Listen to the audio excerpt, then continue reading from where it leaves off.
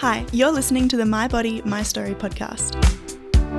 I'm at the best age that I could be. I don't have no wants to go back to be any younger, to be any particular age, nothing. I'm happy at 53. I love my life for what it is today. I love my blessings. I love my children, my grandchildren, and for what I've gone through in my life, I have been blessed beyond my imagination or anything I could want. This is the 45 over 45 chapter where we celebrate rule breakers and role models, the women who inspire us to live life our way and to show their sensuality, beauty, soul, and true essence. Here, we talk about what it's like to be 45 plus, adjusting to the changes that come with time, and we listen to the stories of our participants. If you have an interesting story, we'd love for you to participate. You can email us at info@alexandrawalker.com. That's Alexandra spelt with a K-S. Or visit our website, alexandrawalker.com. Hello everyone, and welcome to the My Body, My Story project. Today with us in the studio, Pamela. And while she's sitting in the makeup chair and Citra is creating her magic, I'll be asking her a few questions. Hi Pam, welcome to the studio. Thank you. Let's start and tell us 10 facts about yourself. 53. I'm Greek. I'm a mother of 3 children, 2 boys and a girl. Mm-hmm. I'm a grandmother of 5. What? Eldest is 10. The youngest is 40 days. Oh, so cute. I've been in the same job for 23 years, which I absolutely love. I love to be of service. My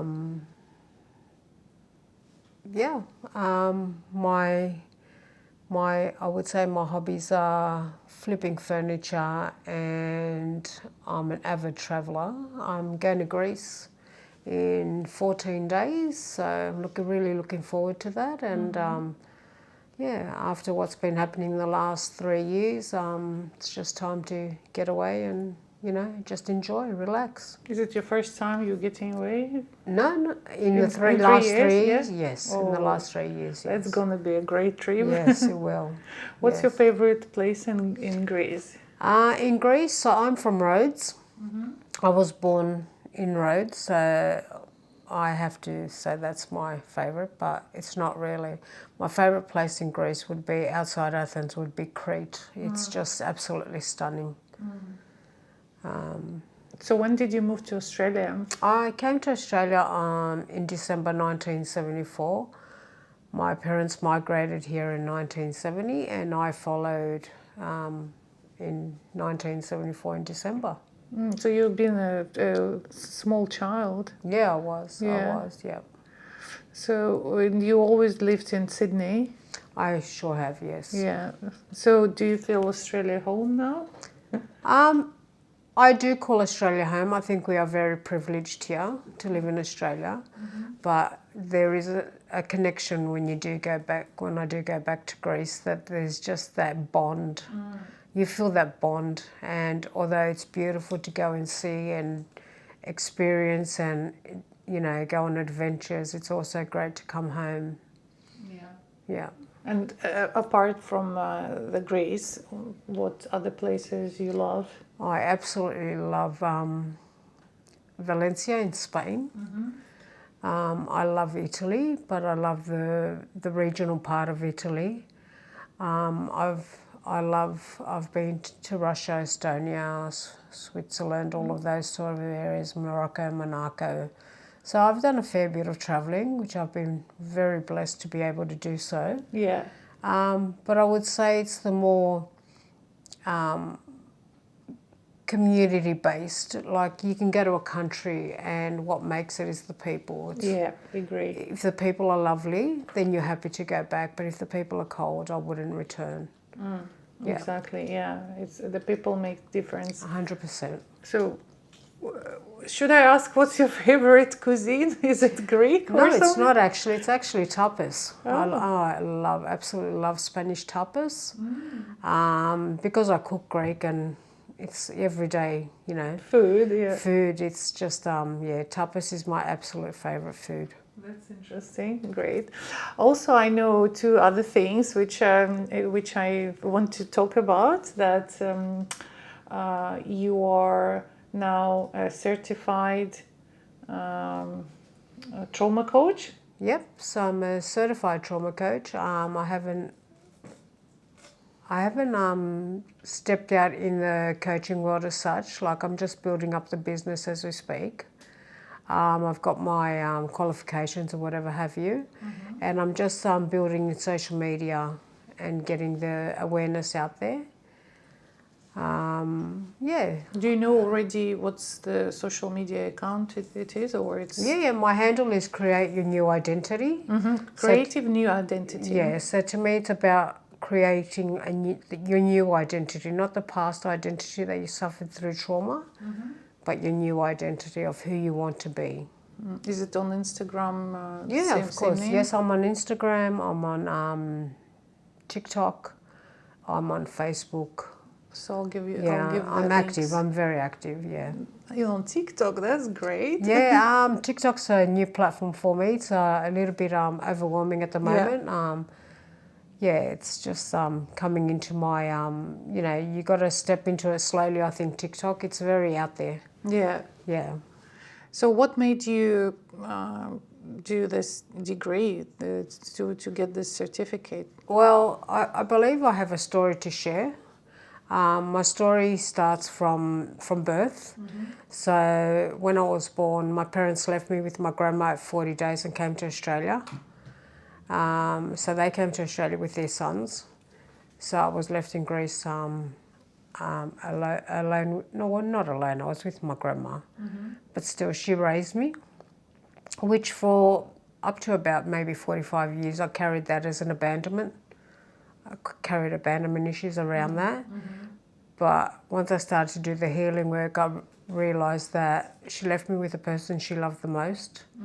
And I was so blessed to be able to get the 5.5 years of attention, love, support, affection, just the continuous one-on-one time instead of having to be here in Australia with my mum juggling work and the two boys and working 2-3 jobs. So really, it was a blessing for me, but it was hard to understand whilst I was growing up because, you just think, oh my God, I so crave my mum's love, but I never got it as a child. So yeah, it's always been a craving, And so until you get that awareness and that understanding is when the healing starts, I think. Yeah, so you are youngest out of all the kids? I am the youngest, so they had already purchased their tickets. So it was 1969, obviously, and they had purchased their tickets to migrate to Australia, and they were coming to work. And then they found out that they were pregnant with me, and my dad didn't want to proceed with the pregnancy, but my mum was adamant that she was not going to abort any child, and they waited till she gave birth to me, and then they left for Australia. It's an interesting story. So, what trauma you want to work with, or any trauma, or just in particular? No. So mine's childhood trauma. So when I say childhood trauma, I mean the lack of connection with my parents, and being used as which is probably not the right term, but I would say the punching bag. So because there was no connection and there was no, the foundational piece where, you build your relationship on familiarity and solidarity, and the connection with your child and its tears and its love and its affection and its hugs. There was none of that, so I felt like a stranger when I came to Australia. And then and who were they going to pick on? My mum, unfortunately, was very narcissistic, And I think she's got a lot of unsolved trauma herself. So, and I would say it's a lot of it is ancestral as well. My father was very abusive towards her, so because there was no connection between her and I, that's where she unleashed on me. So in saying that, I became more or less the person she vented her anger out on, her frustration, her disappointments, her everything. Where, you know, my dad used to abuse her, and she would abuse me. So it was like a continuous flow of things.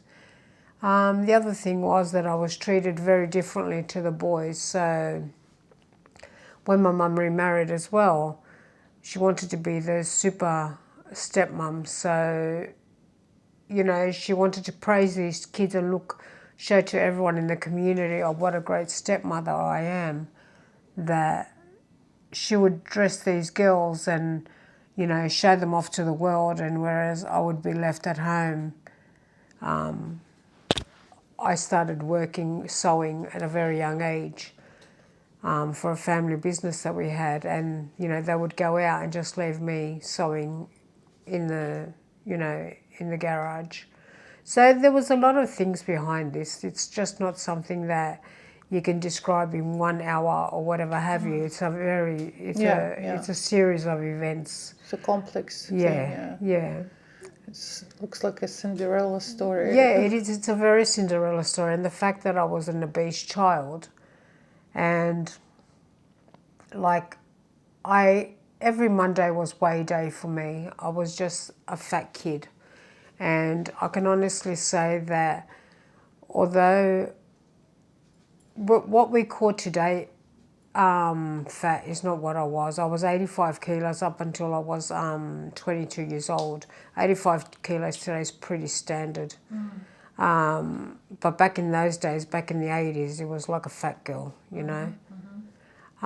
So I was shamed, like, you know, you're fat, you stink, you do this, you know, you're not going to find a husband, you're going to be left on the shelf.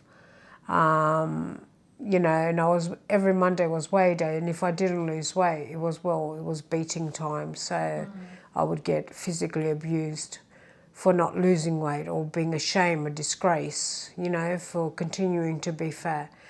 But what I realised through my healing process was the only way I got my mum's attention was to not lose weight. So by me not losing weight was the 10 minutes she gave me attention.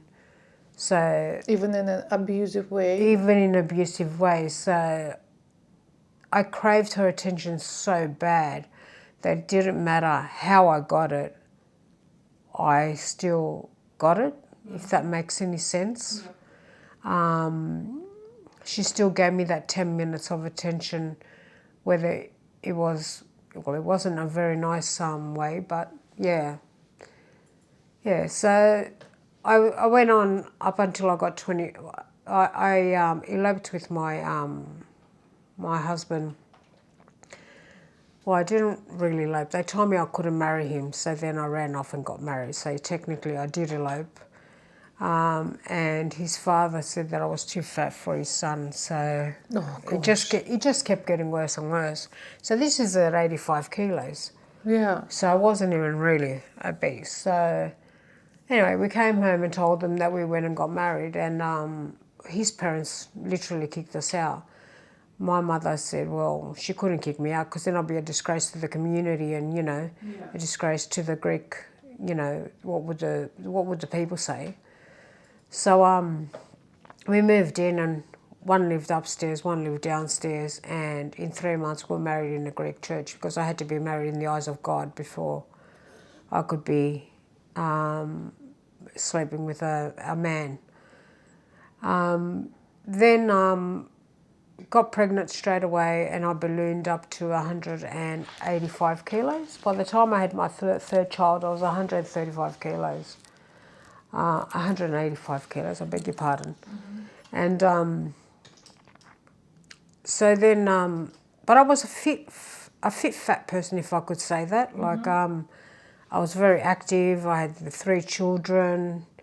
You know, I was go. I worked. Yeah, and then in 1998, I decided to have what was then called the biliopancreatic diversion, which was a surgery that they had just brought from Italy. And there was no background data on it because it was a brand new surgery, but people did lose weight remarkably fast. So the way they do that is they cut your stomach in half, and then they cut your intestine, your large intestine, from 7 meters to 2 meters, and they discard the 5, and they connect it to your colon. So everything basically you ate just came through, and that's a fatty's dream, because you can eat whatever you want, it goes in and out. But what happened is you become very malnutritioned. And with the malnutrition comes hair loss and anemia and so forth and so on.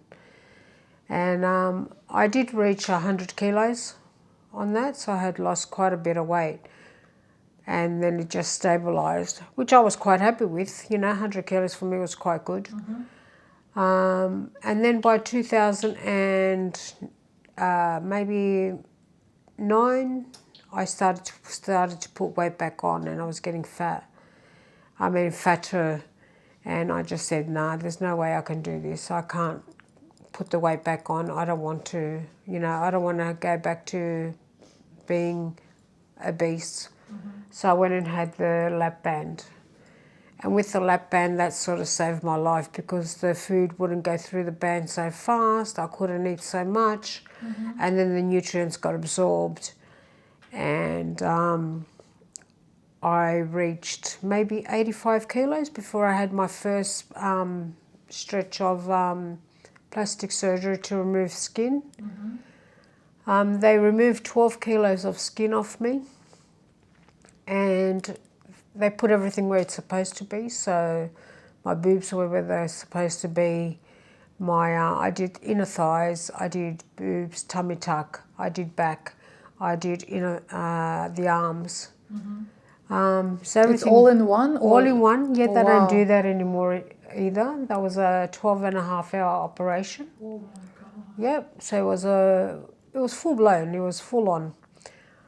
And then my breasts went, after that I lost more weight, and my breasts went flat as, like they look like 2 big eggs. And I went in and they reconstructed it with tissue and whatever have you. And they gave me boobs to support my back size, because obviously I've got a very wide back. I fluctuate between 60 and 62 kilos. Quite happy with that. You keep it for how many years? So that was in 1998. So it's been 1998 to today. So whatever that is. 25 years. Yeah. So I have maintained it. I don't anymore, but I did have little bouts of up and down weight gain. But it's not an easy way out. It's just a tool. And every day you have to monitor what I'm eating, how I'm eating, how's it going to affect me. Do you still have band, or you removed it? Yeah, no. I've still got the band. Because now they say it's a dangerous, like people remove it and... Yeah, well, touch wood, I haven't had any issues with that. So you're the one example that it went well for you? Yes, it did. And I've been at a comfortable sweet spot for many years. Like, I haven't adjusted my band. Once it got to that sweet spot, I've been to Europe since 2010 with the same sort of restriction. And, you know, when you go to Europe, you just want to devour everything. But you know what? It's mind over matter. And we've got to eat to live, not live to eat. That's the mentality that's got to change around food. Yeah. And it's a psychological battle, this food thing. You know, the body dysphoria around food and around what you look like is just unbelievable. Like for a long time, I was going into the large sizes in the shops to find clothes, when I knew really I was a size, you know, let's stop at 14. So let's say size 14. I was still going into the Target larger women's size. I now sit comfortably in a size 10 to 12, which is a dream. Like never in my wildest dreams in all my life would I ever think that I would be wearing a size 10 comfortably. Yeah, that's me in a nutshell. Wow, what a story. Yeah.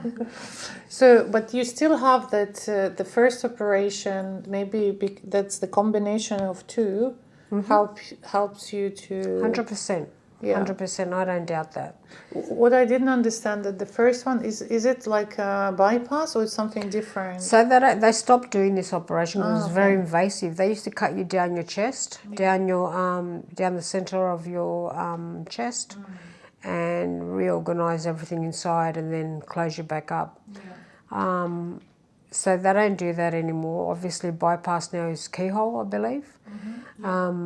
So that invasive surgery is it's ceased. It doesn't exist anymore. I did do it with a boy that I met. He was 18 years old, and we became really good pals, and we're still very good friends today. And he's done really well.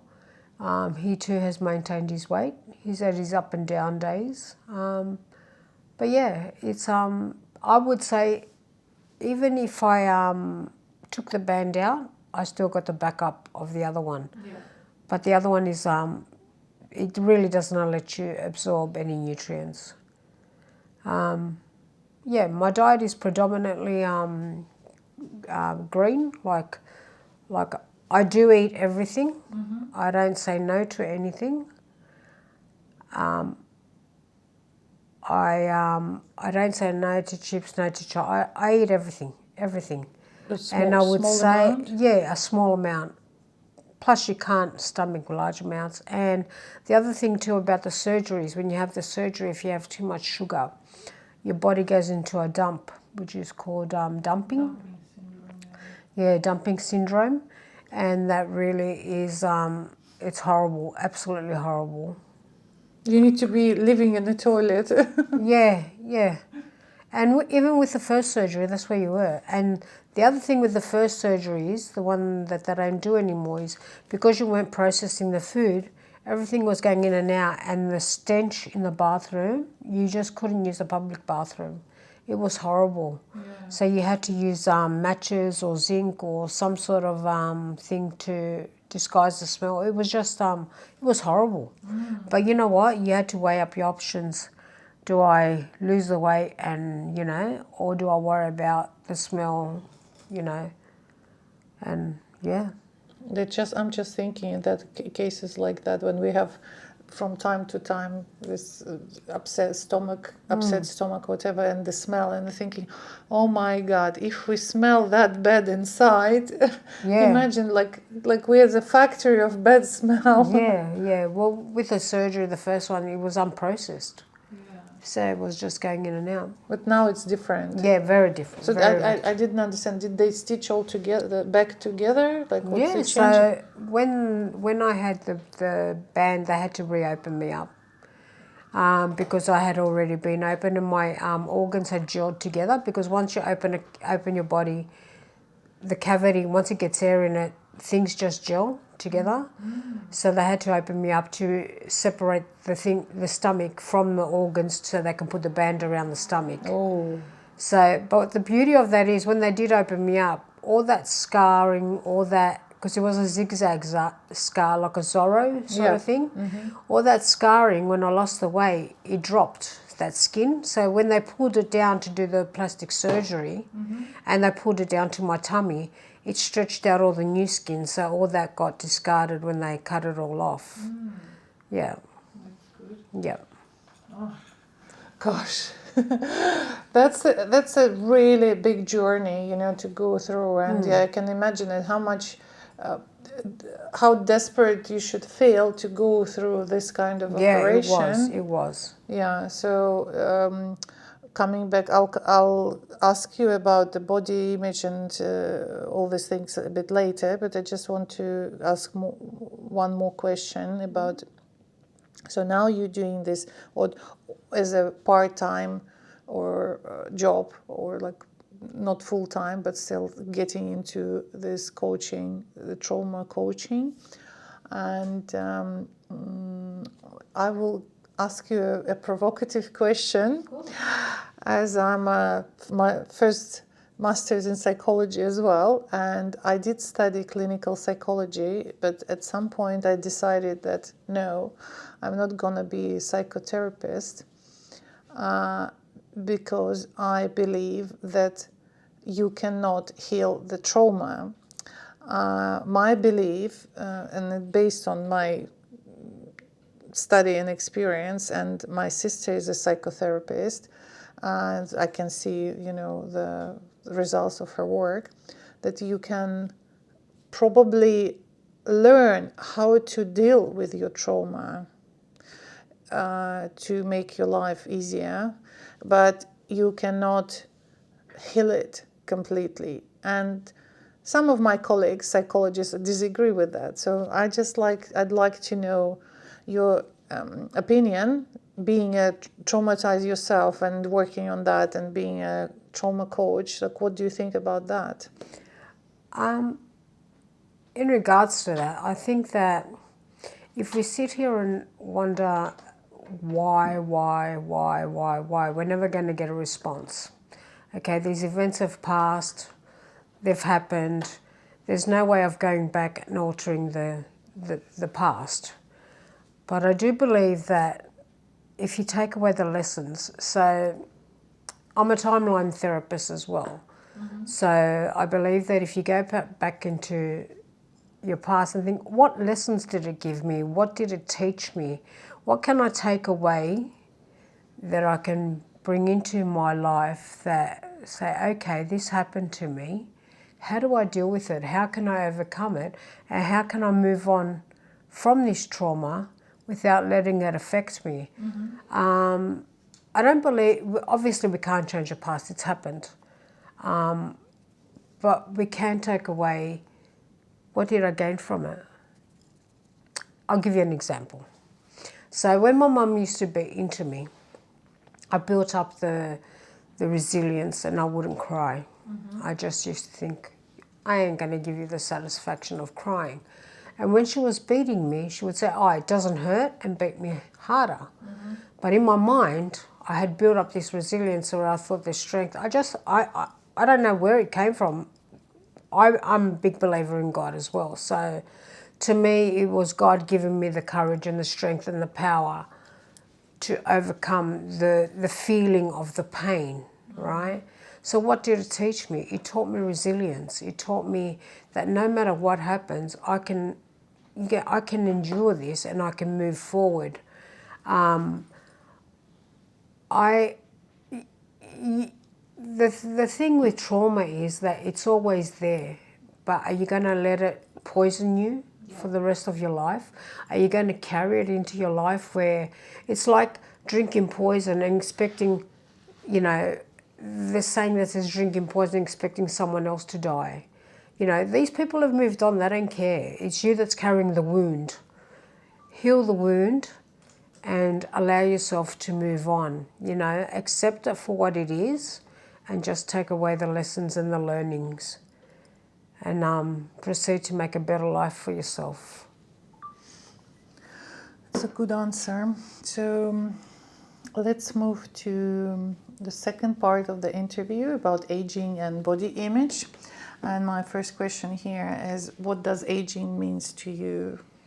I'm at the best age that I could be. I don't have no wants to go back to be any younger, to be any particular age, nothing. I'm happy at 53. I love my life for what it is today. I love my blessings. I love my children, my grandchildren, and for what I've gone through in my life, I have been blessed beyond my imagination or anything I could want even more. Like, it's just 3 amazing children, the grandchildren, you know. Yeah, I've been blessed. I'm so grateful for my life. So grateful for the bad things, the good things, everything. Just grateful for everything. So it's, yeah, you're like a Benjamin Barton, like you reverse the age. You felt more older when you were younger than now. Yes, that's very true. That's very true. Very true. I just love where I'm at. Love where I'm at.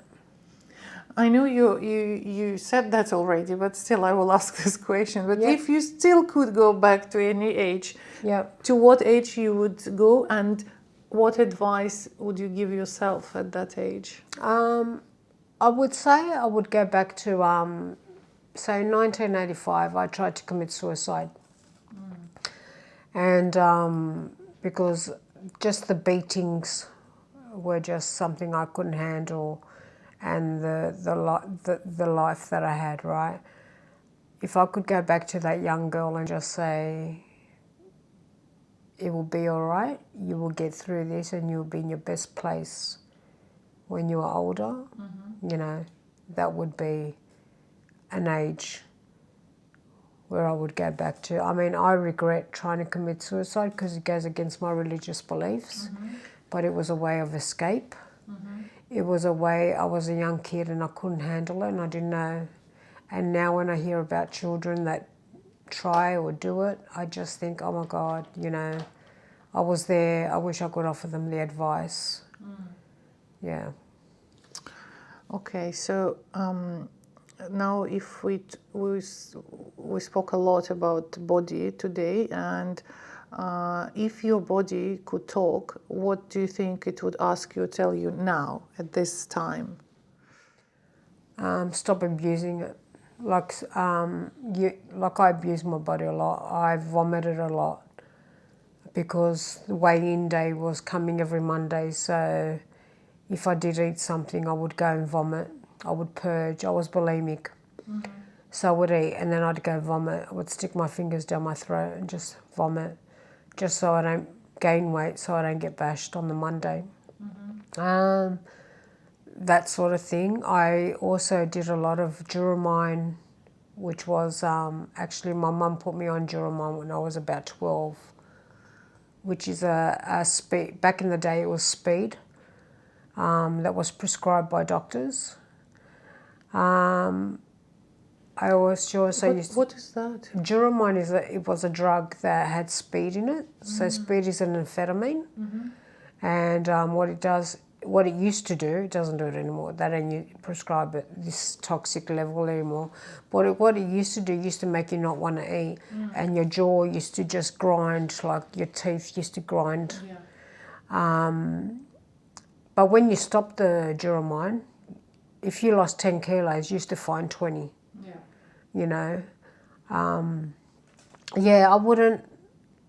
Although the young ages, I didn't have any control because my mum put me on them. At the older age, I continued with the Duramine and whatever have you. Like I've done Herbalife, Gloria Marshall,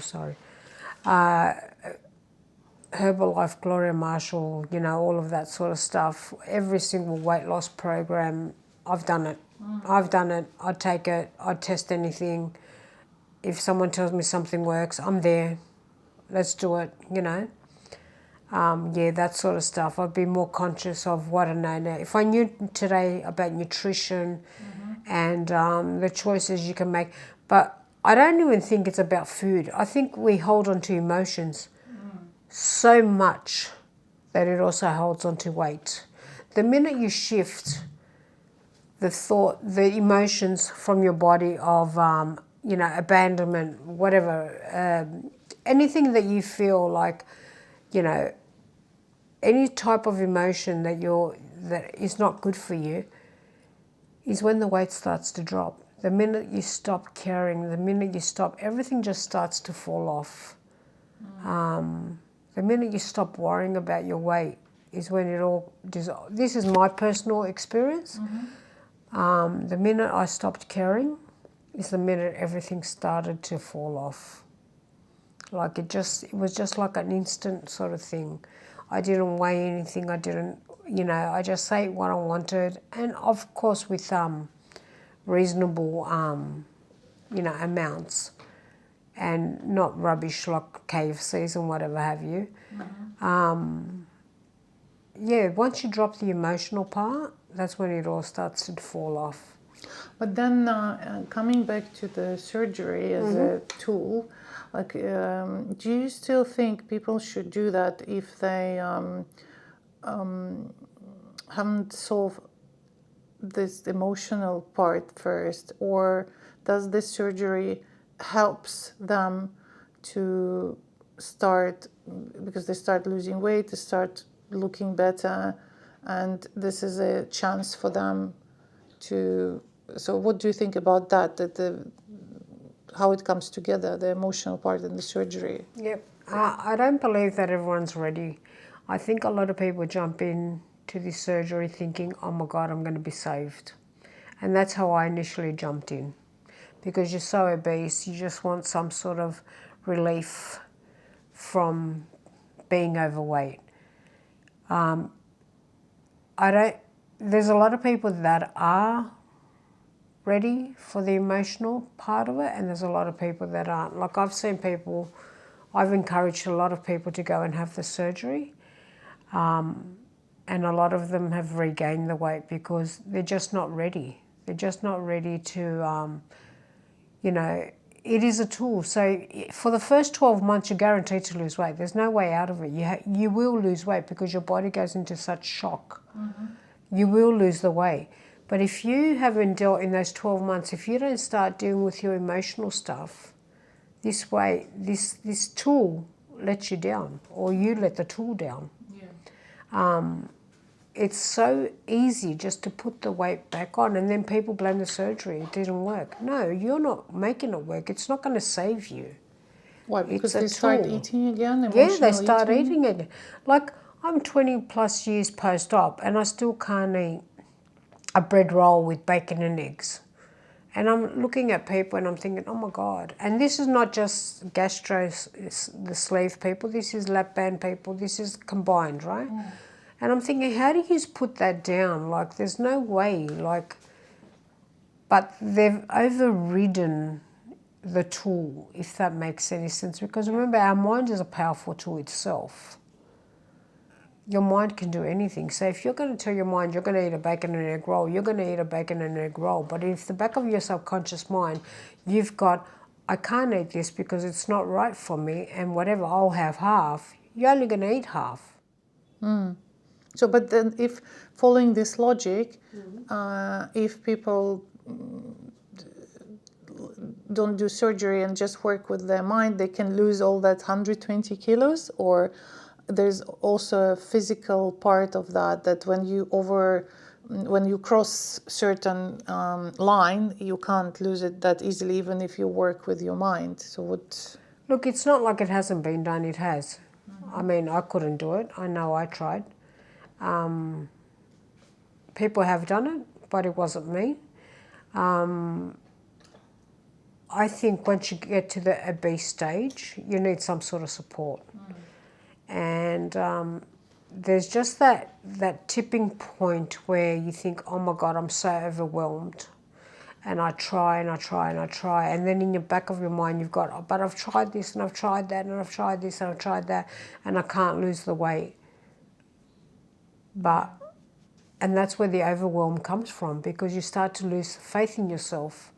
Look, I'm not saying that if I could do it too without having the surgery, I would have done it, but I couldn't. I too was overwhelmed, but I was overwhelmed physically, I was overwhelmed emotionally, I was overwhelmed. I had 3 children, I had my mother, my father-in-law. It was just a lot.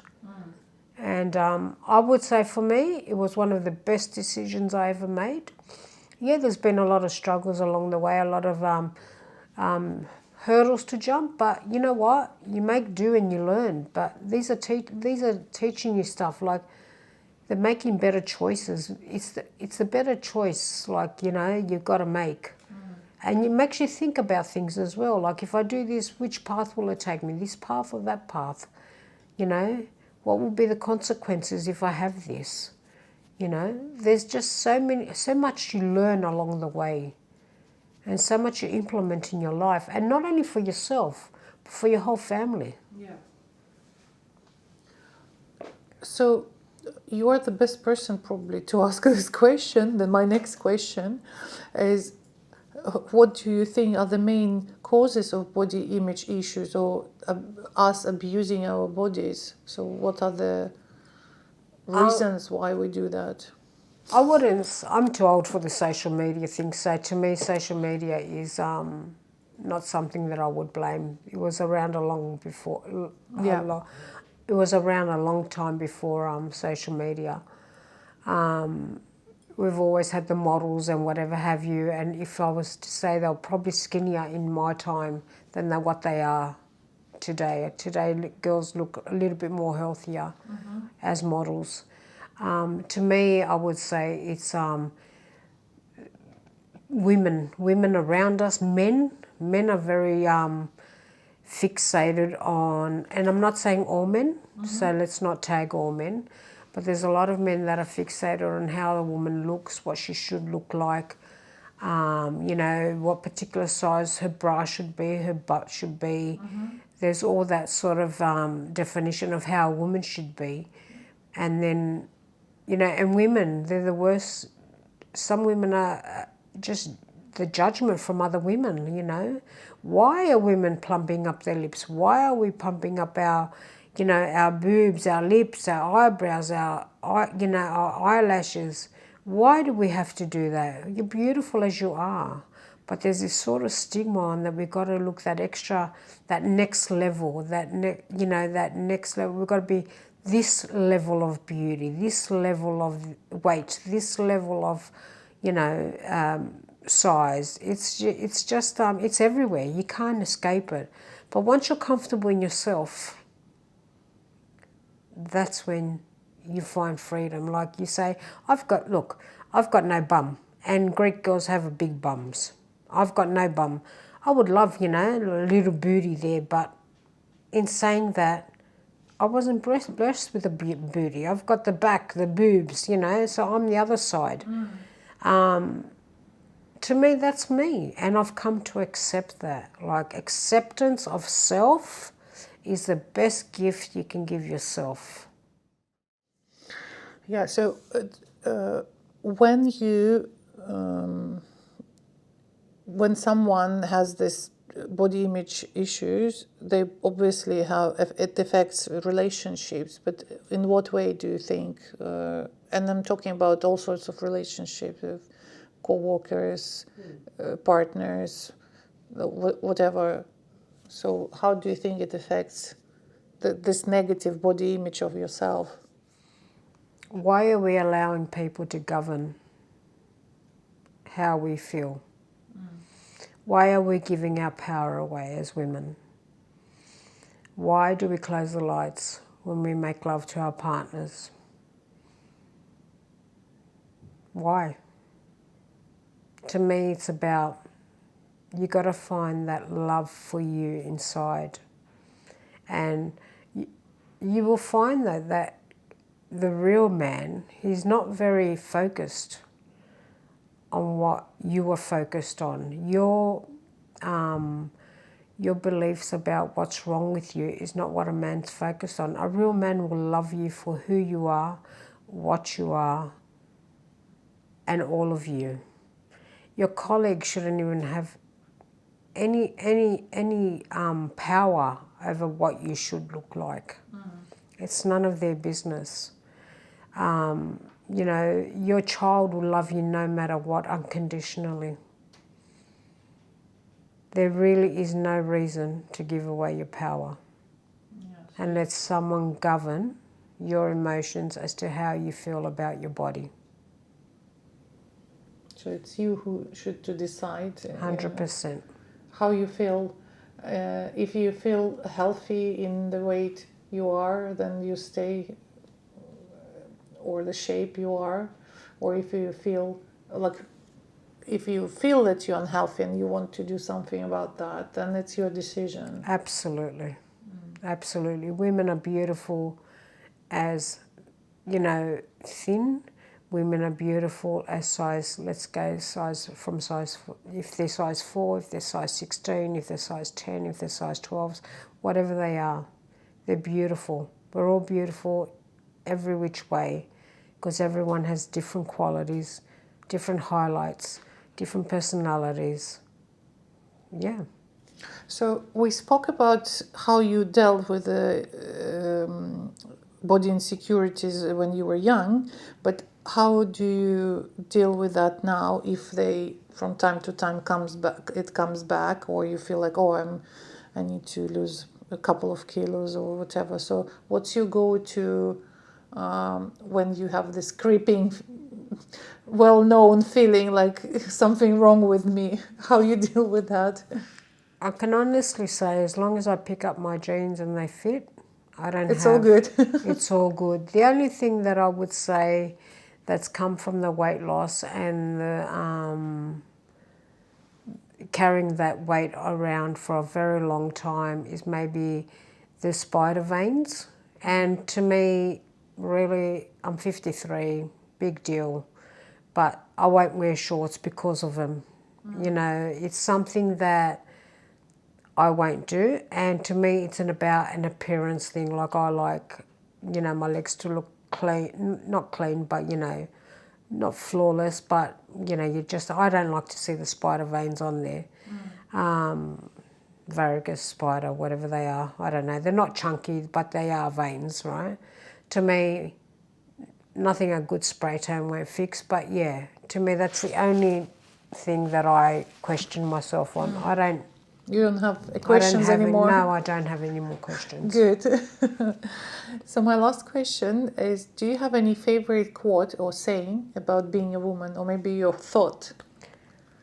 Confidence is the key that unlocks the door to your true self.